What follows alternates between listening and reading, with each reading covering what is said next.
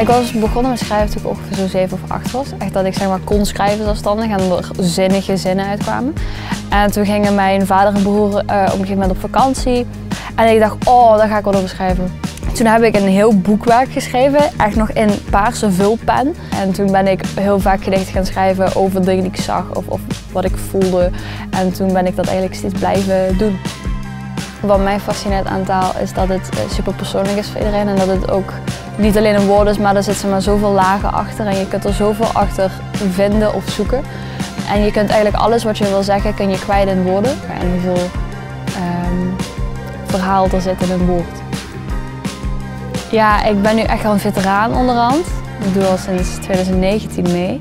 En los van dat het altijd een soort van familie is geweest voor een dag, heb ik ook super veel contacten kunnen leggen. En heel veel mensen leren kennen, waardoor ik op heel veel plekken heb mogen staan en er ook mijn werk van heb mogen maken voor een tijd. En daar heeft Kunstbende mij enorm in geholpen om dat op te zetten. Dat is wat Kunstbende voor mij betekent.